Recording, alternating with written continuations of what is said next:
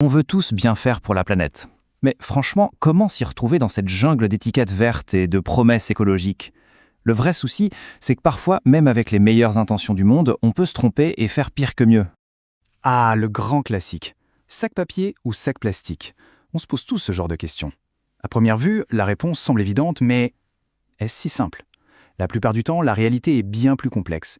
Ce qu'on voit n'est que la pointe de l'iceberg. Pour avoir la bonne réponse, la clé, c'est de prendre du recul. Il faut regarder le film en entier, l'histoire complète d'un produit. Ça part de l'extraction des toutes premières matières premières, ça passe par sa fabrication, son transport, son usage, et ça va jusqu'à ce qu'il devienne un déchet. C'est ça, le fameux cycle de vie. Ok, alors entrons dans le vif du sujet. Le cœur du problème, c'est que si on se concentre sur une seule étape, disons le transport, on risque de passer complètement à côté de l'essentiel. Et du coup, on prend une décision qui semble bonne, mais qui en réalité ne l'est pas. Et c'est là qu'intervient une notion hyper importante, le transfert d'impact. Imaginez, on décide d'utiliser un matériau plus léger pour qu'un produit consomme moins d'énergie pendant son transport. Super idée, non? Sauf que, si la fabrication de ce nouveau matériau est, elle, beaucoup plus polluante ou toxique, eh bien on n'a rien résolu, on a juste déplacé le problème. Heureusement, pour éviter de tomber dans ce piège, il existe une méthode. Une méthode scientifique, rigoureuse et standardisée. C'est l'analyse du cycle de vie, qu'on appelle aussi ACV.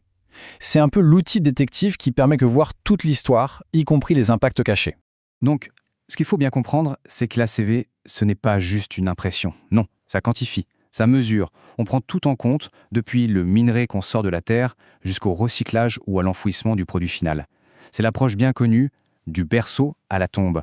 Et attention, ce n'est pas une méthode maison. Tout ça est très sérieusement encadré par des normes internationales, comme la norme ISO 14040. C'est ça qui garantit que les études sont fiables, transparentes et qu'on peut les comparer entre elles partout dans le monde. Bon, alors comment ça se passe en pratique une ACV? Eh bien, c'est une démarche très structurée. C'est un peu comme une enquête qui se déroule toujours en 4 grandes étapes définies par ces fameuses normes. Voilà l'ossature de n'importe quelle ACV. 1. On définit le cadre. 2. On collecte toutes les données. 3. On calcule les impacts. Et 4. On interprète les résultats pour prendre des décisions. Allons voir ça un peu plus en détail. La toute première étape, elle est fondamentale. On pose les bases. On se demande pourquoi fait-on cette étude? Qu'est-ce qu'on cherche à savoir? Est-ce qu'on compare 2 produits? Est-ce qu'on veut améliorer un produit existant? Bref, on définit les règles du jeu. Ensuite, on attaque le gros morceau, l'inventaire. Et là, c'est un vrai travail de fourmi. Il faut lister, quantifier, mesurer absolument tout ce qui entre et sort du système à chaque étape de la vie du produit. Chaque gramme de matière, chaque litre d'eau, chaque kilowattheure, chaque émission dans l'air, tout y passe. Une fois qu'on a cette énorme liste de courses, si on peut dire, il faut la faire parler. C'est l'étape de l'évaluation des impacts. On va traduire toutes ces données brutes, ces flux, en indicateurs environnementaux concrets. Par exemple, les tonnes de CO2 émises sont traduites en potentiel de réchauffement climatique. Et pour finir, l'interprétation. C'est là que les chiffres racontent une histoire. On regarde les résultats pour identifier les points chauds, c'est-à-dire les étapes ou les composants qui ont le plus d'impact. C'est ça qui va nous permettre de faire des recommandations précises et de savoir où agir en priorité. Alors, on s'en doute un peu, pour mener une telle analyse, on ne sort pas un cahier et un crayon. C'est un vrai domaine d'expertise qui s'appuie sur des outils informatiques et des bases de données ultra puissantes.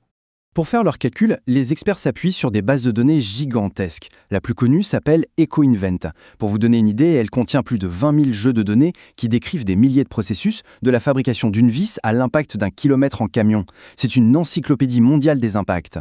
Et pour traiter toute cette complexité, il faut des logiciels spécialisés. CIMAPRO, par exemple, c'est un peu la référence pour les analyses très poussées.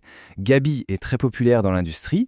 Et puis, il y a OpenLCA, qui a le mérite d'être gratuit et open source, ce qui aide à démocratiser la méthode, même s'il reste assez technique à utiliser.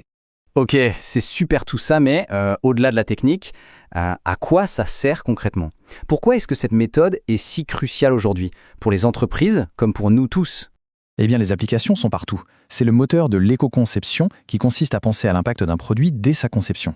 C'est aussi le meilleur antidote au greenwashing, parce qu'elle repose sur des chiffres, pas sur du marketing. Et enfin, elle sert à guider les décisions politiques. En France, par exemple, la réglementation RE 2020 impose une ACV pour tous les bâtiments neufs. Finalement, s'il y a une chose à retenir, c'est bien celle-ci. L'analyse du cycle de vie, c'est une boussole.